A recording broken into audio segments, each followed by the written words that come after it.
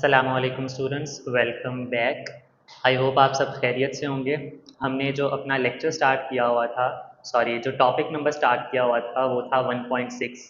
I hope so आपने इस topic को अच्छे से देख लिया होगा। ठीक है, जो जो निशान मैंने लगवाए थे आपने वो निशान एज इट इज़ लगाने हैं। जो क्वेश्चंस मैंने बताए थे आपने उसको लिखना है अपनी नोटबुक के ऊपर। ठीक है, होपफुली आज हम 1.6 टॉपिक जो है वो ख़त्म कर देंगे। तो लास्ट क्लास के अंदर हमने ये देखा था कि भाई साइंटिफिक मेथड क्या होता है, बायोलॉजिकल मेथड क्या होता है और उसके स्टेप्स क्या हैं। उन स्टेप्स में से हमने दो स्टेप्स देख लिए थे, recognition of problem and observation. ठीक है, क्विक से रिवीजन करेंगे, उसके बाद हम अपने थर्ड पॉइंट की तरफ जाएंगे विच इज़ हाइपोथेसिस। ओके, तो हमने देखा था कि साइंटिफिक मेथड क्या होता है। एक ऐसा मेथड जो कि उस वक्त इस्तेमाल किया जाता है जब साइंटिस्ट को कोई स्पेसिफिक वर्क करना हो या कोई रिसर्च करनी हो। ये दो कामों के लिए जब कोई भी साइंटिस्ट कोई एक तरीका अडॉप्ट करता है तो उस तरीकों को हम क्या कहते हैं, साइंटिफिक मेथड।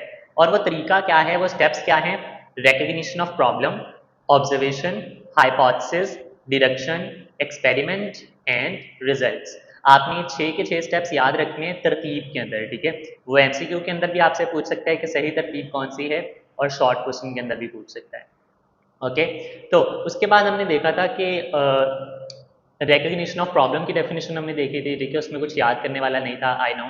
उसके बाद ऑब्जर्वेशन हमने देखी थी कि ऑब्जर्वेशन उसको हम उर्दू में मुशाहदा कहते हैं। हम उसको 5 सेंसेस से कलेक्ट कर सकते हैं। ठीक है, touch, smell and taste, sight and hear. तो ये 5 सेंसेस हैं जिससे हम कोई भी ऑब्जर्वेशन को गेन कर सकते हैं। हमारे पास उसके बाद हमने देखा कि ऑब्जर्वेशन की दो टाइप्स थी, क्वालिटेटिव, क्वांटिटेटिव। ठीक है, और हमने बाद में देखा कि इन दोनों में से बेहतर कौन सी है। तो हमने देखा कि क्वांटिटेटिव ऑब्जर्वेशन ज़्यादा बेहतर होती है। उसकी वजह क्या है, एक तो वो इनवेरिएबल होती है। ठीक है, दूसरा हम उसको नंबर की टर्म्स में जो है वो एक्सप्रेस कर सकते हैं। ठीक है, और तीसरा रीज़न हमारे पास क्या था कि उसको, हाँ, वो मेजरेबल है। ठीक है, हम उसको मेजर कर सकते हैं। तो नेक्स्ट हम चलते हैं अपनी नेक्स्ट स्टेप की तरफ विच इज़ हाइपोथेसिस। मेरे पास है पेज नंबर 15, यहाँ से पढ़ना शुरू करते हैं। ठीक है, hypothesis. On the basis of observation, scientists develop a statement that may prove the answer of the scientific problem under study. अच्छा, अब इसके अंदर दो चीज़ें, दो मेन चीज़ें। On the basis of observation, जो आपने चीज़ें ऑब्जर्व की हैं ना, उसकी बुनियाद पर आपने एक स्टेटमेंट देनी है। ठीक है, अब वो स्टेटमेंट क्या है, देखें यहाँ पर जो एक वर्ड है ना, मे, MAY, may, may prove the answer of the scientific problem. जब हम सारी की सारी ऑब्जर्वेशंस कर लेते हैं ना तो हम एक स्टेटमेंट देते हैं। ठीक है, और वो स्टेटमेंट क्या है, वो हो सकता है। मैं कह रहा हूँ हो सकता है, जो वर्ड में है इसका मतलब क्या होता है, हो सकता है कि जो हमारी प्रॉब्लम है वो उसका सोल्यूशन हो। मे prove the answer of the scientific problem under study. तो जिस तरह से मैंने आपको लास्ट एग्जांपल दी थी कि जो दो फ्रेंड्स थे उन्होंने ऑब्जर्व किया था अपने अपने पौधे को। तो उन्होंने क्या देखा था कि डिफरेंस क्या आ रहा है कि एक दोस्त ने अपना जो दरख्त है वो छांव के अंदर रखा हुआ था और एक ने धूप के अंदर रखा हुआ था, यानी सूरज की रोशनी के अंदर। तो हमने ऑब्जर्व करने के बाद एक नतीजा निकालना था। ठीक है, एक आंसर निकालना था कि मसला कहाँ पे आ सकता है। तो उस एक लाइन को हम क्या कह सकते हैं, हाइपोथेसिस। मतलब कि अगर हम किसी भी मसले का सोल्यूशन निकाल लें और लेकिन हमें पता ना हो कि ये सोल्यूशन सही है या गलत है, सही भी हो सकता है गलत भी हो सकता है, इसलिए यहाँ पे कौन सा वर्ड यूज हुआ है, मे, MAY। On the basis of observation, अब जितनी भी हमने ऑब्जर्व की हैं चीज़ें उसकी बुनियाद के ऊपर साइंटिस्ट जो है वो एक स्टेटमेंट पैदा करते हैं, एक स्टेटमेंट देते हैं, develop a statement that may prove the answer, जो कि उस मसले का आंसर दे भी सकती है और नहीं भी दे सकती। Such tentative answer of scientific problem is called hypothesis. अब टेंटेटिव का वर्ड आपके लिए नया होगा, इसका जो लफ्जी मानी होता है वो है आर्जी। ठीक है, इसको टेंटेटिव या आर्जी इसलिए कहते हैं क्योंकि अभी प्रूफ नहीं हुआ। ठीक है, अभी ये बात साबित नहीं हुई कि उस पौधे की ग्रोथ जो है वो सिर्फ इसलिए रुकी हुई है क्योंकि उसको धूप में नहीं रखा। ये तो अभी हमें आइडिया आया है ना कि अगर हम इसको धूप में रखेंगे तो इसकी ग्रोथ होने लगेगी, शायद ना हो, शायद हम गलत हो जाएं, शायद हमारा जो रिजल्ट है वो गलत हो जाए। ठीक है, शायद हमारा हाइपोथेसिस गलत हो। अभी ये साबित तो नहीं हुआ ना कि ये सही है या गलत है, तो इसलिए हम उस स्टेटमेंट को क्या कहते हैं, आरजी, टेंटेटिव। ठीक है, तो क्विक सा हमने प्रॉब्लम पहचाना, हमने ऑब्जर्वेशन किया और ऑब्जर्वेशन की बुनियाद पर हमने एक हमने एक स्टेटमेंट को डेवलप किया, उस स्टेटमेंट को डेवलप करने के बाद हमने कहा कि ये स्टेटमेंट सही भी हो सकती है, गलत भी हो सकती है, ठीक है। हो सकता है जो हमारी प्रॉब्लम अंडर स्टडी है ये उसका आंसर हो, लेकिन हम श्योर नहीं है, इसलिए हम यहाँ पे मे का वर्ड यूज करते हैं। और वो जो स्टेटमेंट हमने डेवलप की है उस स्टेटमेंट को हम क्या कहते हैं, हाइपोथेसिस, ठीक है। तो इसकी डेफिनेशन कहाँ से कहाँ तक होगी, शुरू से लेकर यहाँ तक, इज कॉल्ड हाइपोथेसिस, ठीक है। ये हाइपोथेसिस की डेफिनेशन है, इंपॉर्टेंट डेफिनेशन है, आपने इसको याद करना है। उसके बाद scientists make many hypothesis for single problem, एक ही मसले के लिए साइंसदान बहुत सारी हाइपोथेसिस भी बना सकते हैं, ठीक है। उसके बाद वो देखते हैं कि कौन सी हाइपोथेसिस सही है। ए hypothesis has the following characteristics, अब कैरेक्टरिस्टिक के वर्ड को अंडरलाइन करो और ये नीचे वाली चारों कैरेक्टरिस्टिक्स इनको निशान लगा लो।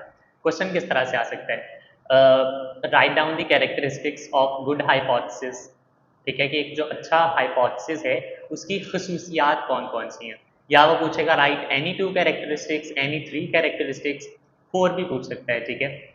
तो अब हमने देखना है कि जो हमने स्टेटमेंट बनानी है उसके अंदर कौन कौन सी खसूसियात होनी चाहिए, कैरेक्टरिस्टिक्स होनी चाहिए। सबसे पहला है it is proposed statement to answer the problem.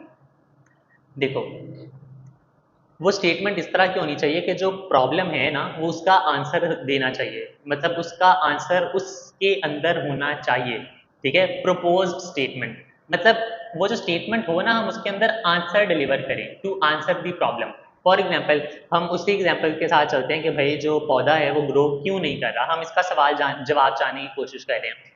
तो इसका हाइपोथेसिस भी तो कोई इसी से रिलेटेड होगा ना कि भाई आपने इसको धूप में नहीं रखा हुआ इसलिए ये बड़ा नहीं हो रहा, या आप इसको ज़्यादा पानी दे जा रहे हो इसलिए ये बड़ा नहीं हो रहा, या आप इसको कम पानी दे रहे हो इसलिए ये बड़ा नहीं हो रहा। ये सारे लॉजिकल एक्सप्लेनेशन है जिससे समझ आ रही है कि ठीक है भाई हो सकता है ये इसका आंसर हो, लेकिन इसका आंसर कोई फजूल आंसर तो नहीं हो सकता ना। फॉर एग्जाम्पल अगर मैं आपसे कहूँ कि किस तरह से कहें कि भाई ये सिर्फ और सिर्फ इसलिए ग्रो नहीं हो रहा कि आपने जो है वो इसके गमले का कलर पेंट नहीं किया हुआ, या इसके गमले का रंग ब्लैक है इसलिए ये जो है ग्रो नहीं कर रहा, मतलब कोई सेंस नहीं बन रही ना। गमले के रंग से क्या फर्क पड़ता है कि पौधा उगेगा या नहीं उगेगा। तो ये वाला जो कैरेक्टरिस्टिक है ये बयान करता है कि आपने जो भी हाइपोथेसिस देना है ना वो उस सवाल का जवाब होना चाहिए, आपने कोई भी इररेलेवेंट बात नहीं करनी, कोई ऐसी बात करनी है जो डायरेक्ट उस सवाल का आंसर दे सके। Okay, proposed statement to answer the question। Next है हमारे पास it always matches with the available observation. देखो जो आपने चीजें ऑब्जर्व की थी ना उनसे रिलेटेड होना चाहिए ये चीज, ठीक है। It always matches with available observation मतलब कि जो जो चीजें आपने ऑब्जर्व की थी पहले उसी की बेस पर आपने ये हाइपोथेसिस देना है, ठीक है। देखो हाइपोथेसिस की डेफिनेशन शुरू ही कहाँ से होती है, on the basis of observation, observation की बुनियाद पर। अगर आपने वो चीज़ ऑब्जर्व ही नहीं की तो आप उसका स्टेटमेंट कैसे दे सकते हो, आप हाइपोथेसिस ड्रॉ ही नहीं कर सकते, ठीक है। It can be tested through experiments, वो स्टेटमेंट ऐसी होनी चाहिए जिसको आप साबित कर सको, ये गलत भी हो सकती है ये सही भी हो सकती है, मतलब हम उस पर एक्सपेरिमेंट कर सकें, तजुर्बात कर सकें, ठीक है। एक्सपेरिमेंट किस तरह से करेंगे, वही जो पौधे वाली एग्जांपल है, अगर हम उस पौधे को उठाकर धूप में रखेंगे और उस पर एक्सपेरिमेंट करेंगे कि चलो देखते हैं अब ये ग्रो होता है या नहीं होता, तो ये एक्सपेरिमेंट है ना। तो हाइपोथेसिस भी इसी तरह का होना चाहिए जिस पर हम एक्सपेरिमेंट कर सकें। एंड लास्ट वन क्या है, there is always a way to disprove the hypothesis. देखो हाइपोथेसिस जो है ना वो सही भी हो सकता है गलत भी हो सकता है, इसमें कोई बड़ी बात नहीं है, लेकिन कोई ना कोई ऐसा तरीका जरूर होना चाहिए जिससे साबित किया जा सके, या तो वो सही साबित हो जाए या तो वो गलत साबित हो जाए। ऐसा ना हो कि भाई आप उसको साबित ही नहीं कर सकते, आप ही ऐसी अनोखी बात कर दो कि भाई वो साबित हो ही नहीं सकता, ठीक है। ऐसा पॉसिबल नहीं है, ठीक है। फॉर एग्जाम्पल मैं बहुत एक वेग सी एग्जाम्पल दे रहा हूँ, अगर कोई साइंसदान जो है वो दावा कर दे कि जो सूरज है उसके बिल्कुल बीच में पानी है, बहुत ज़्यादा पानी है, ठीक है। उसने बस ऐसी एक हाइपोथेसिस दे दिया, उसके पीछे उसकी कोई ऑब्जर्वेशन नहीं है, कोई कुछ नहीं है। और अगर उससे कहा जाए कि भाई साबित करो, तुम ऐसा कैसे कह सकते हो, वो कहेगा कि जाओ उधर सूरज पे जाके देख लो, तुम लोगों को पानी नजर आ जाएगा। अब ये जो है बात ये तो सेंस ही नहीं करी ना, क्योंकि हम सूरज के पास जा ही नहीं सकते, हम सूरज के ऊपर लैंड कर ही नहीं सकते, ठीक है। तो अब ये चीज़ साबित ही नहीं हो सकती कि वो बंदा सही कह रहा है या गलत कह रहा है, तो इसलिए हम क्या कह सकते हैं कि हाइपोथेसिस वो होना चाहिए जो साबित हो, या तो गलत साबित हो या सही साबित हो। अगर वो साबित ही नहीं कर सकता कोई इंसान तो वो एक हाइपोथेसिस है ही नहीं, ठीक है। हमने क्या देखा, हाइपोथेसिस के चार खसूसियात थे।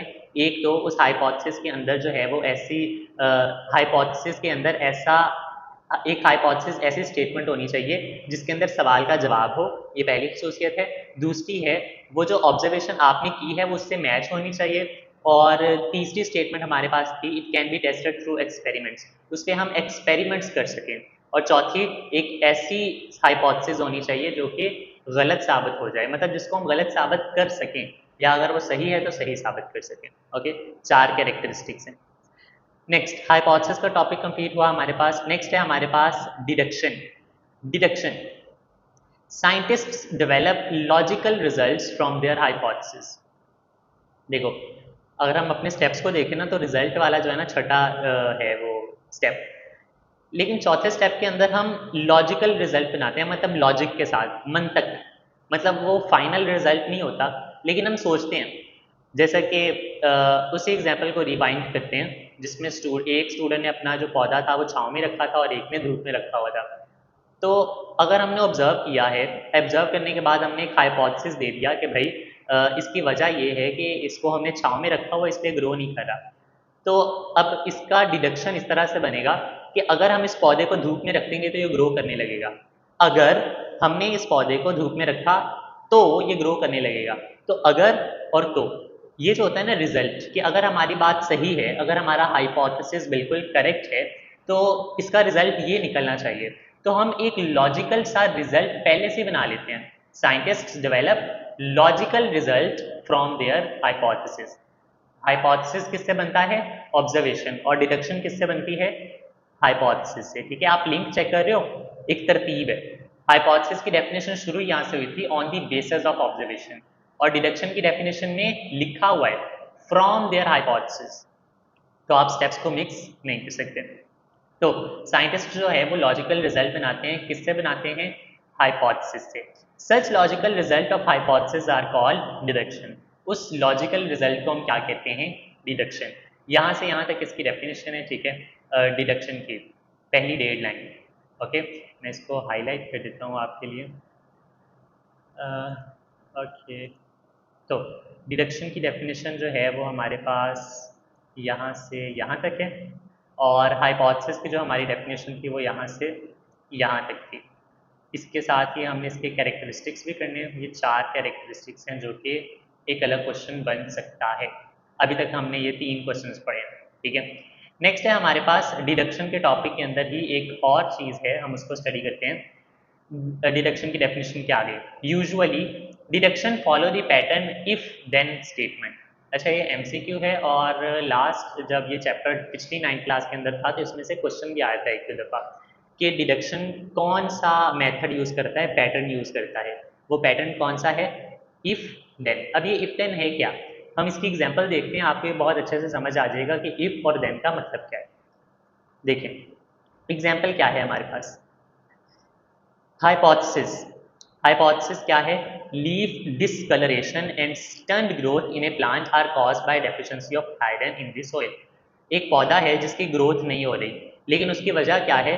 उसकी वजह ये है कि उसकी जो मिट्टी है ना, जिस मिट्टी के अंदर हमने उसको उगाया हुआ है, उस मिट्टी के अंदर आयरन नहीं है। ये हाइपोथेसिस है, ठीक है, ये हाइपोथेसिस है।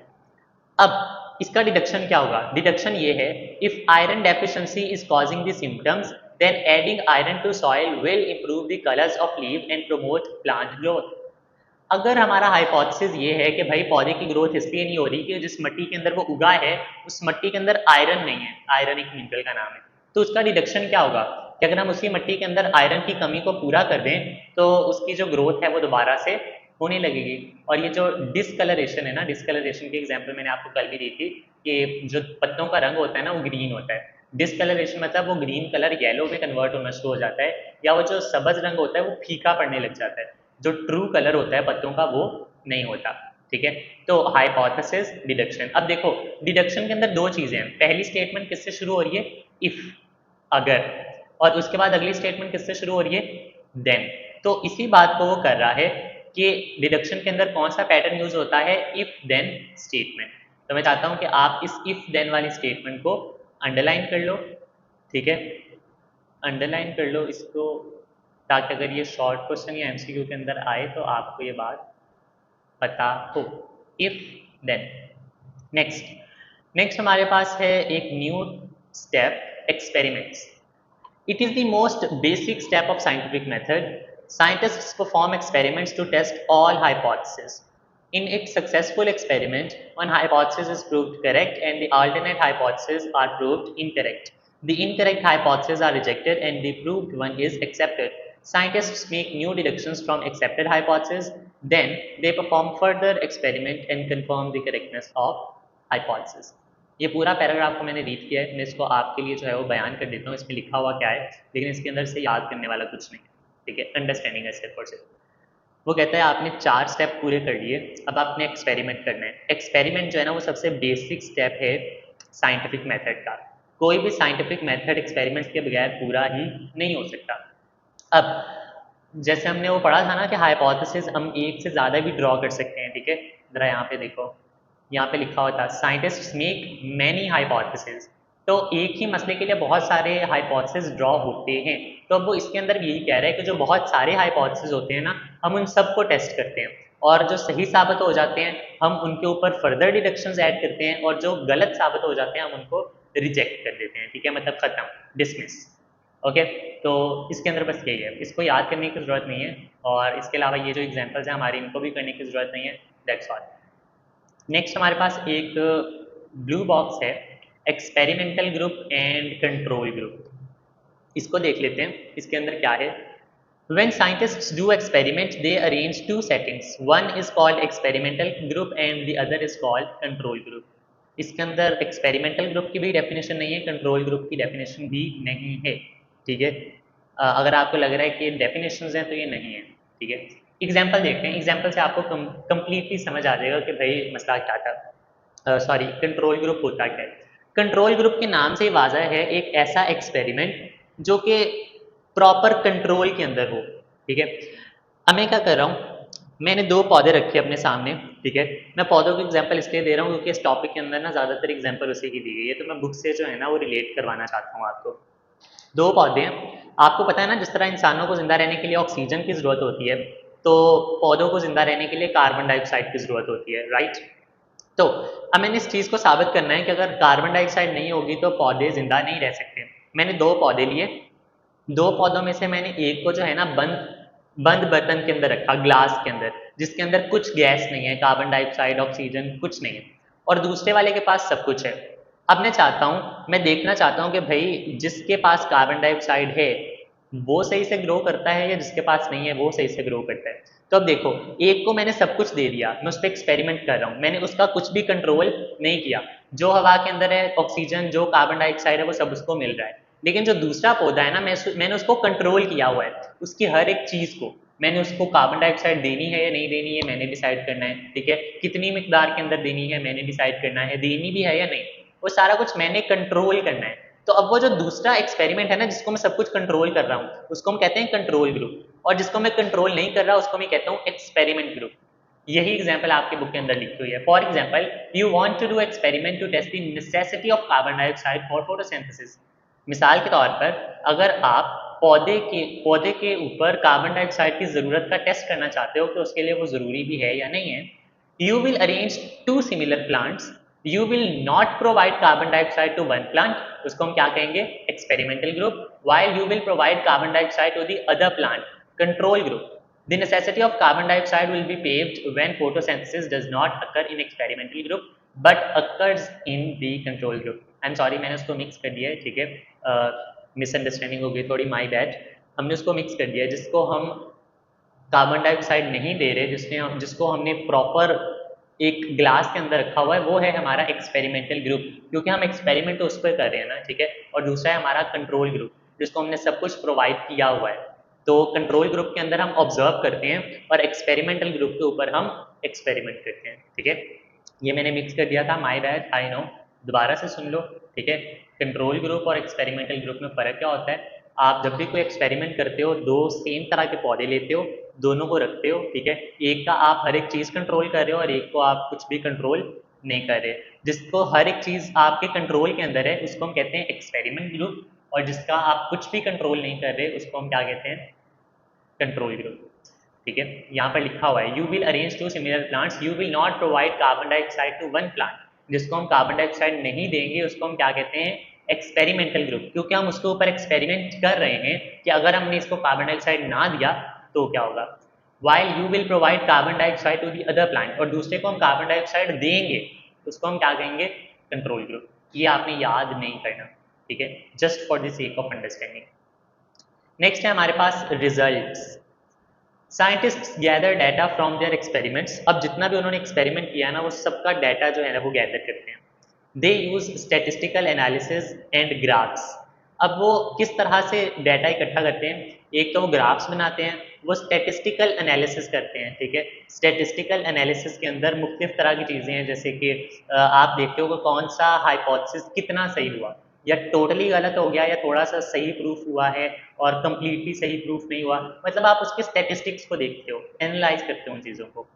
To summarise the result, summarise कहते हैं इकट्ठा करना, ठीक है, चीज़ों को वाइंड अप करना। To summarise the results, scientists also include a list of all references in this summary to acknowledge the resources of information. Scientists publish their findings in scientific journals and books. They also share the findings with other scientists. For their purpose, they create a scientific report and give representation in national and international meetings and seminars. इसके अंदर ये है कि जब scientist को कोई भी experiment से जो भी इंफॉर्मेशन गैदर होती है वो उसको शेयर करते हैं, वो उस चीज़ को पब्लिश करते हैं, ठीक है, दूसरे साइंटिस्ट को बताते हैं। मीटिंग्स के अंदर, सेमिनार्स के अंदर जो इंटरनेशनल लेवल पर होती हैं उन सब के अंदर जाके वो अपनी बातों को शेयर करते हैं, ठीक है, क्योंकि हो सकता है कि उन्होंने जो चीज़ें ऑब्जर्व की हैं उससे किसी और एक्सपेरिमेंट के अंदर हेल्प मिल सके, ठीक है। तो रिजल्ट्स का जो टॉपिक है आपने इसकी सिर्फ पहली डेडलाइन याद करने वाली है, ठीक है। यहाँ से scientist gather data from their experiment, मैं इसको भी हाईलाइट कर देता हूँ, ठीक है, यहाँ से यहाँ से, दैट्स ऑल। और वो ये पूछ सकता है कि जो रिजल्ट्स हैं वो लोगों तक पहुंचते किस तरह से साइंटिस्ट अपनी बातों को दूसरों तक पहुंचाते हैं। तो उसके लिए ये हो सकता है, for this purpose they create a scientific report and give representation in national and international meetings and seminars, ठीक है। इतने कोई अच्छे क्वेश्चंस नहीं है लेकिन एग्जामिनर पूछ सकता है। डन। यहाँ पर हमारा टॉपिक खत्म होता है, टॉपिक 1.6, ठीक है। इतना ज़्यादा कोई मुश्किल टॉपिक नहीं है, याद करने वाली चीज़ें बहुत ज़्यादा कम हैं लेकिन इम्पॉर्टेंट है। और जो जो मैंने निशान लगाए हैं याद करने वाला, इसके अंदर भी कुछ इतना खास काम नहीं है। हाइपोथेसिस की डेफिनेशन है, कैरेक्टरिस्टिक्स हैं, डिडक्शन की डेफिनेशन है, उसके बाद रिजल्ट्स, दैट्स ऑल। थोड़ा सा क्वेश्चन है, ठीक है, जो याद करने वाला है। मैंने आपसे पहले से कहा था, ठीक है, हम अपनी अंडरस्टैंडिंग्स क्लियर रखेंगे, ठीक है। हम जो है वो फजूल के अंदर हार्ड वर्क नहीं करेंगे, हम स्मार्ट वर्क को लेकर चलेंगे। जो चीज़ें याद करने वाली हैं मैं आपको सिर्फ और सिर्फ वही बताऊंगा, उसके अलावा जो है हम कोई भी एक्स्ट्रा चीज़ जो है वो नहीं करने वाले। कंट्रोल ग्रुप की जो डेफिनेशन थी वो लास्ट बुक के अंदर थी, इसके अंदर जो है वो कोई भी डेफिनेशन आपके पास नहीं है, ठीक है। वैसे वो पूछ भी सकता है कंट्रोल ग्रुप और एक्सपेरिमेंटल ग्रुप के अंदर फ़र्क क्या है।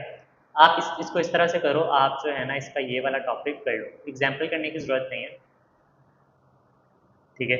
ये एग्जाम्पल आपने पढ़नी ज़रूरी है, आपको पता होना चाहिए एक्सपेरिमेंटल ग्रुप कौन सा होता है, कंट्रोल ग्रुप कौन सा होता है, ठीक है। एग्जाम्पल के अंदर जो है ना जो मेन चीज़ है वो ये है, यहाँ से यहाँ से, ओके। इसको आपने अपनी बुक्स पर जो है वो मेंशन करते जाना है। डन हो गया। मिलते हैं अपनी नेक्स्ट लेक्चर के अंदर जहाँ पे हम टॉपिक स्टार्ट करेंगे, topic 1.7 theory and law. Interesting topic है, ठीक है, छोटा सा टॉपिक है, हम इसको कवर करेंगे और होपफुली हम इसकी एक आधी एग्जाम्पल भी देख लेंगे। मिलते हैं अपने नेक्स्ट लेक्चर के लिए। Thank you so much. अल्लाह हाफ़िज़।